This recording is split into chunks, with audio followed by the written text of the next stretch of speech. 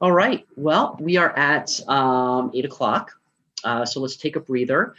And we'll go ahead and we'll do question number 3, and we'll do that process one more time. That'll probably take us to the end of our time tonight. Do you want to take a 3-minute break? No, you want to keep going? We can keep going. We can keep going. All right, great. All right, so I am going to check question number 3, which is, how do I comfortably pledge allegiance to a flag representing a nation that does not pledge allegiance to me and my people?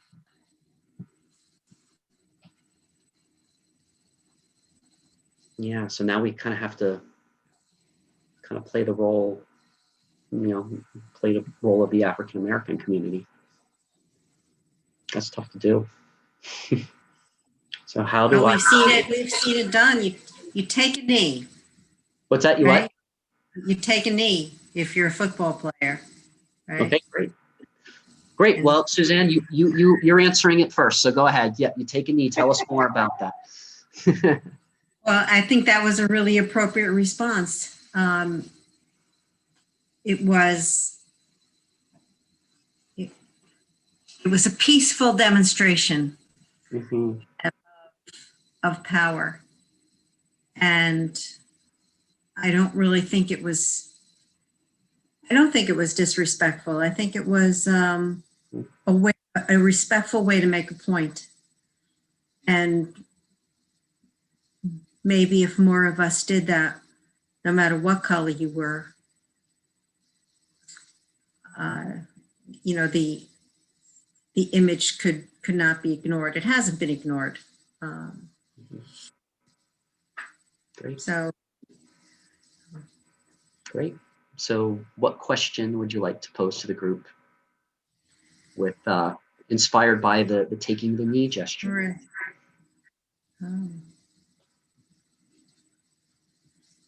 Okay, so read me the entire question again so I can phrase an appropriate answer. Well, it's basically just, no, it's not an answer, it's a question. So based on, how do you, yeah, so based on that. Well, the answer in this case is the question. Really, so how do you show allegiance to a country that hasn't been very respectful of you as a human being? It's a tough question. And we've started to make strides because of the Black Lives Matter movement. And maybe with this new president, we will make more strides. We already have. We can see it in his cabinet. But so much more to be done. So what else, I guess, what else can be done other than taking a knee? Unfortunately in this country, I think it all comes back to economics, because you can see what happened when, a lot of the big companies started, pulling their money from their donations and asking for money back for a lot of the money that was already given to a lot of the Republicans who they no longer supported because of their rhetoric and their discriminatory remarks. Absolutely. Now, you had mentioned the Black Lives Matter movement, Suzanne. I would like, if you don't mind, I would like to insert a question on your behalf. Let me know if this is something that, I'd like to, if you'd like to see this conversation go this way.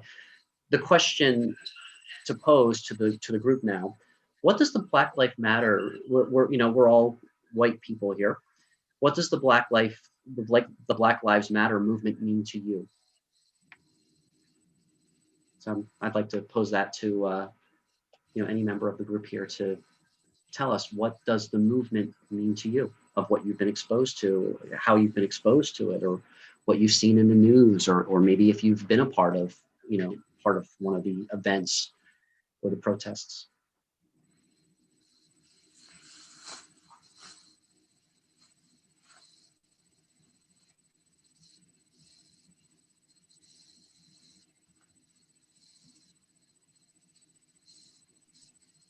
I'll take a stab at that.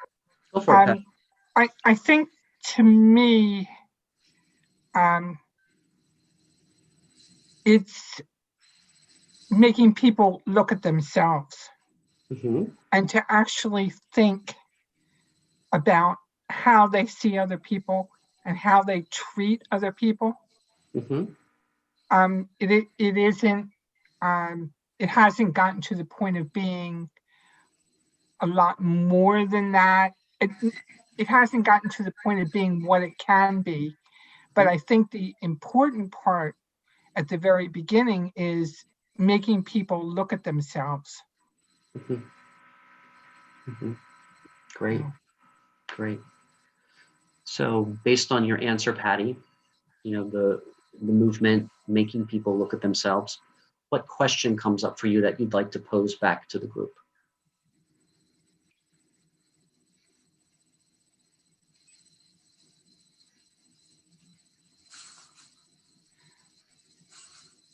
What are each of you willing to do to change things? What you're willing to do to change things? Or I'll is take that too that. broad? I'll take that one. I'll take that. What am I willing to do to change things? I'm willing to have conversations like this where I don't assume that I know the answers. I'm willing to ask the questions. I'm willing to be open and have dialogues like this that honor everybody who cares to show up. So then I'll ask the group, what is worth it to you to show up?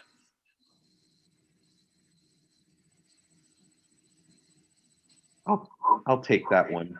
I would say an intentional and reflective atmosphere, Mhm, a time to slow down, to be present with one another, an opportunity to make ourselves heard, but also the responsibility of listening to one another. I think um, a very safe space, a very sacred space and safe space like that can really, really cultivate a very the type of environment that or allows us to really reflect and really question who we are as individuals um, and as a society in relation to a community of people that's been oppressed for hundreds of years. mhm, And um, it's and it's just creating that environment where we can look at ourselves, but but doing it in a safe and sacred space, an intentional space as well. mhm. Yeah. So, Can I add a question there to follow up? And as far as getting people to show up, how do we get people to show up who are really experiencing what we're talking about? Because we're, at least from a racial standpoint, we're all white, Mhm. and nobody here is not. So, Mhm. unless you have personal relationships, you really can't learn the best way to address the problem and not be condescending. Yeah. And I have, here's an example. I have a friend I was talking to who's Black and who likes to get away on short trips because of COVID. You can't go very far. So this person goes to Connecticut. And since I lived in Connecticut for a long time, they said, where should I go? And I started rattling off places. And this person said to me, oh, I wouldn't feel safe going there. Mhm. And it clicked for me. And I said, you know what? That was insensitive of me because you probably wouldn't be safe going there. I have a brother-in-law who's Black too, and I hear about his experiences. And even coming to visit, this where we live is not a place he necessarily wants to visit because he stands out like a sore thumb and feels like everybody's staring at him. So, so the question really is, how do we get people who are not on this conversation to participate in this conversation? And I think, one of the answers is you really need to go to them. You can't expect them to come to you. You need to go to places where they are and be seen over and over again as somebody who wants to learn and serve all people, not just a particular group of people. Yeah. Well, Suzanne, I mean, I think that's a good reason why we're recording this. You can show this to anyone that might want to be a part of this dialogue. I think Gwen being here was helpful as well too. So we can go to them with this, and I hope it's like what John was saying, that it is a welcoming environment, and so we'll go from there. Yeah. So John, did you have I mean, based on what Suzanne said, based on what you said, what's the question that you would like to put back in there?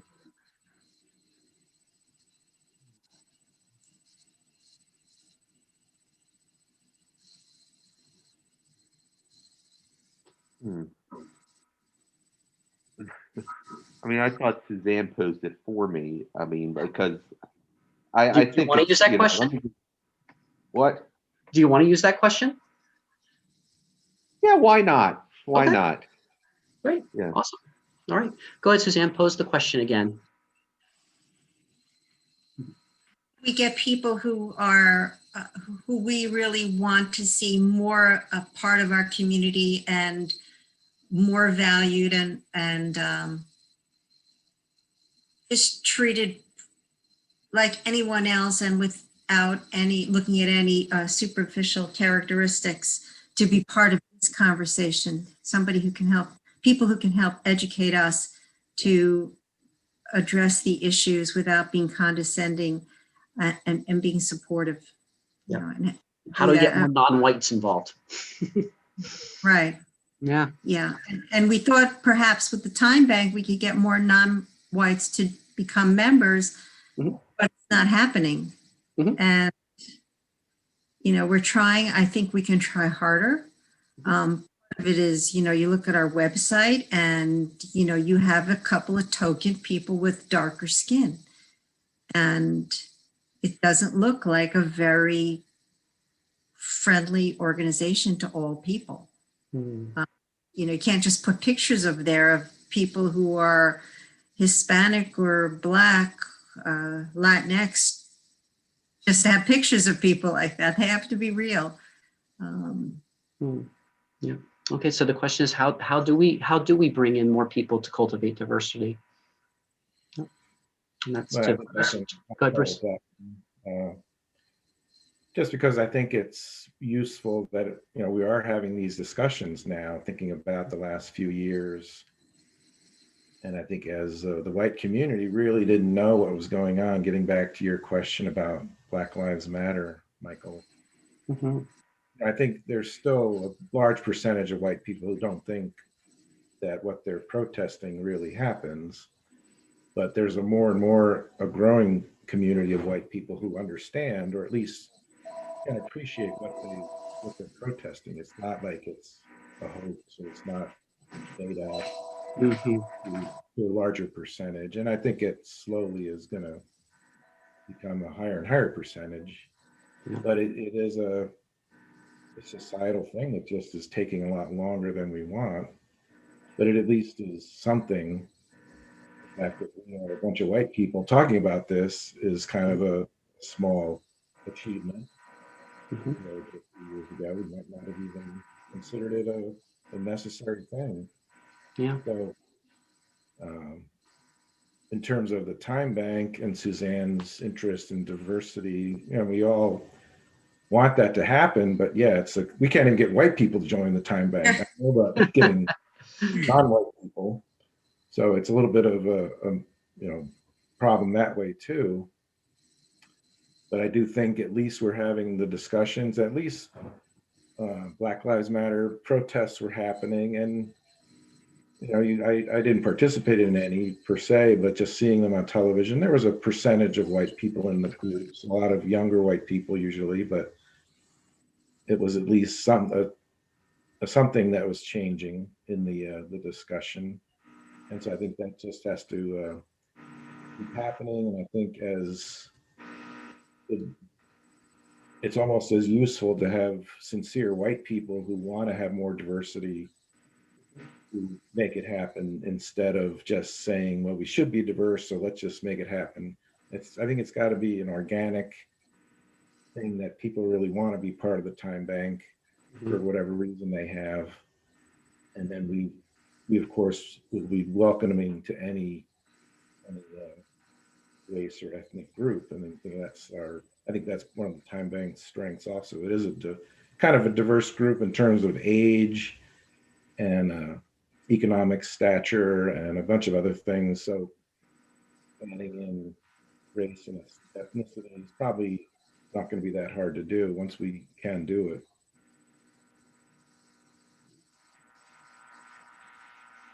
So that's my statement. I guess I need a question also. Yeah. Huh? Just take a moment, reflect on what you just said there, and Well, I guess one thing might be really touch base with a lot of this is, but do people have like minority people they work with or they're friends with? Suzanne, you mentioned a brother-in-law. Right. I mean, do we really have people that are multi-ethnic in their circle of friends and acquaintances or even coworkers? I have a friend that I'm talking to tomorrow. We're having a small circle, and we're actually talking about a television show that addresses race, and she lives in Chester County. So yeah, Mary Catherine, that's the question. So we'll let Mary Catherine go for it. Yeah. The man I date is African American. I kind of raised a young woman. I was her mentor, and then her parents kicked her out when she was 15. So from when she was 15 until she got out of college, my house was where she lived, and she's African American. Um, I found myself today worried about, they're talking about an increase in violence against Asians. Um, I think this whole China virus thing brought that up. And uh, I have 12 nieces and nephews, of them, 5 are Asian. Um, and that, I was sitting here tonight thinking, I don't even know whether they're feeling this. Um, with COVID, I don't get to see them in person. I was debating about dropping them a note. I couldn't really think of how do I reach out to them to kind of say, is this affecting you? And if it is there any way I can support you? I mean, I think their parents probably would be supportive, but um, it makes me aware it's not just African Americans that are experiencing hatred or bias. Yes. Mhm.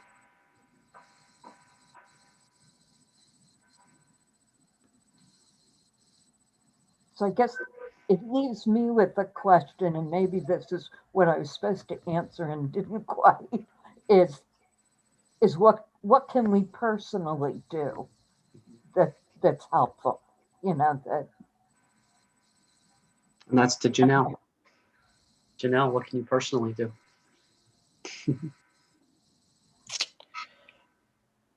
I think first and foremost is identify what my biases are and where they stem from.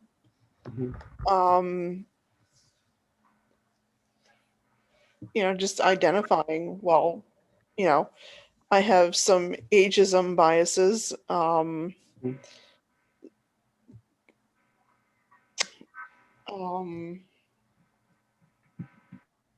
But working on, I guess just identifying what they are, where they lie, and then where they came from, where they stem from, and then I guess trying to manipulate and change those biases a little bit, but just knowing that they're there, you know, and recognizing them helps. And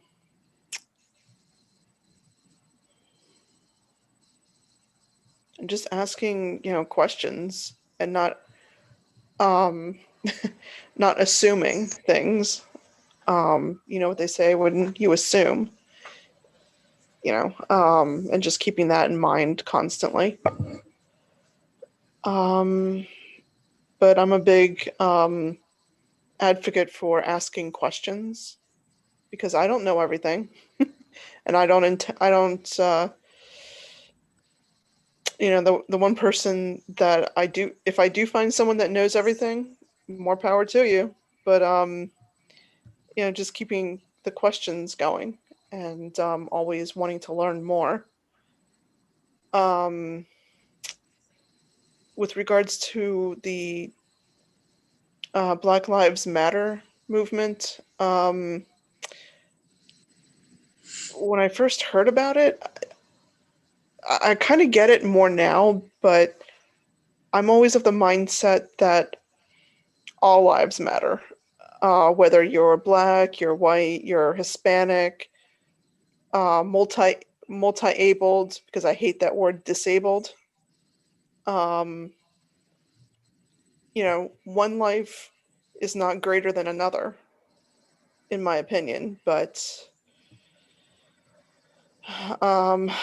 I understand more because I had to read a lot about the Black Lives Matter movement, and I understand it more.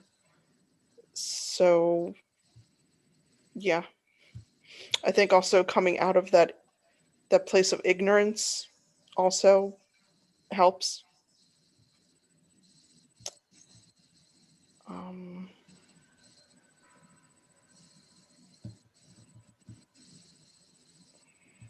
Are you complete? Mhm. Yep, that's good. Yep, I think that's the end of that circle. So we go back to the original question.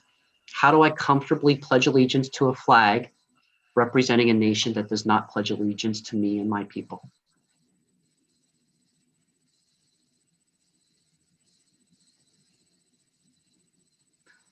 I'd like to answer that. I think when you pledge allegiance to an idea, like a country, or a state, or a government, it's your pledge allegiance to something that's so abstract, it's so impersonal. You know, I pledge allegiance to the people that matter to me. I pledge allegiance to the people that, you know, that that show up, and you know, heal with me. And I think that's how we get that organic growth that you were talking about, Bruce. Is that you know, when you deal with an abstract idea like a country or a government, it becomes so impersonal. And I think when we bring it back to being personable, you know, learning about the stories, learning about, you know, the specific experiences of racism, the specific experience of what someone has gone through, you know, I think that's where we can comfortably pledge allegiance to this idea that we're a group, whether you call it a country or whatnot. I mean, it's the kind of thing where there's a reason why I think a lot of people in the military, when they come back from war or when they've been through, you know, a very violent experience, almost all of them will say they love their country, but they hate their government. Why is that? You know, they love this idea of family, of belonging, and whether that's, you know, whether that is a community of diverse people or whatnot, it's that sense of it's that sense of belonging. So I pledge allegiance to have more personable experiences, and I would like to invite, you know, I would like to invite more diverse stories and sharing in this circle. That's my answer to the question. So we are at 8:24. So we'll probably go to checkout here so we can break at 8:30. But I would just like to have everyone just check out, reintroduce yourself one more time, and I want to ask the question, are you inspired to do something differently in the next 24 hours because of this conversation? And if so, what might that thing be? And if not, that's okay. You can just say, I just want to think about it. But yeah, so I'll go ahead and I'll start the checkout. I'm Mike. I feel, what do I feel inspired to do differently?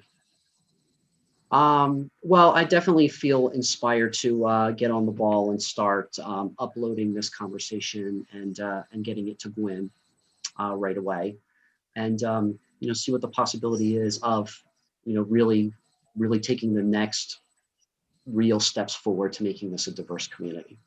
So with that, I'm out.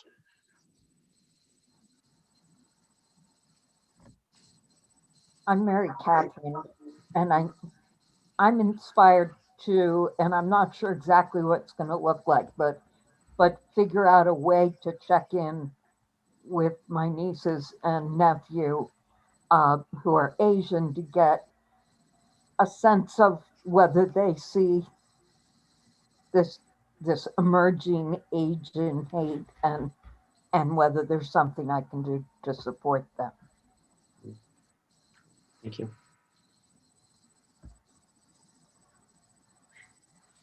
I'm Suzanne, and I am inspired to check out Diversity in Action and realize that I'm not going to change the world, but every day I'm conscious of doing at least something for an individual to make it a better place. And it can be really small, but they say cultivation really starts in your own backyard. And even if you have trouble pledging allegiance to the flag of our country, maybe you can pledge allegiance to the hope, your hope, and to your community. Right? Isn't that what Martin Luther King did? He had hope, and it had a lot of positive effects, even if we're not quite there yet. And Absolutely. You might not be able to change the world, but you can always change your world. right. Yeah. Speaking of changing our world, I was thinking it won't be in the next 24 hours, but we're planning with Rachel to have and Jamie, a new person, a marketing meeting with Time Bank Board. And I think one of the topics we should discuss is diversity, increasing diversity, and maybe there is a marketing aspect or a communication aspect. Marketing sounds like we're trying to sell something people don't really want, but we don't really want to do that. We want to communicate and see what people's needs are. Maybe that's something that can come more to the forefront now. Great. Thank you, Bruce.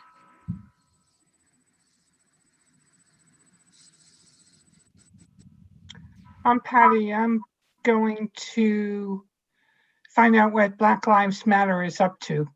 We don't hear anything about them in the news anymore, but I'd like to know what they're working on. Great. What projects they've got going on that we no longer hear about. Great. Thank you, Patty.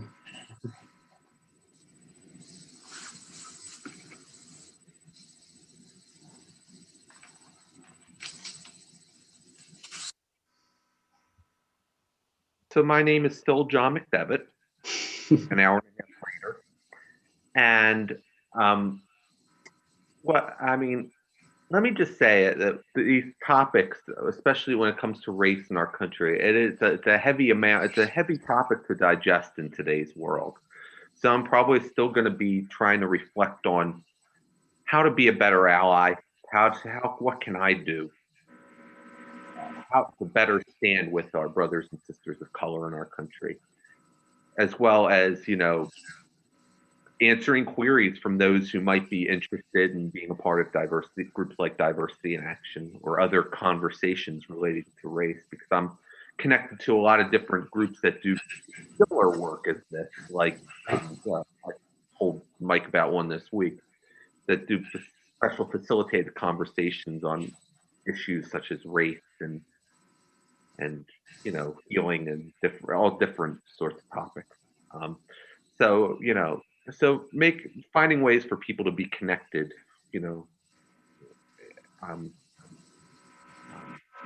and with that, I check out. Okay. Thank you, John.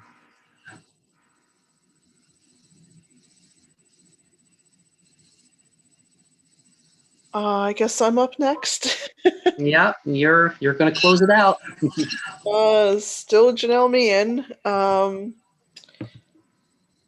guess I'm just processing all this. It's a lot to take in. And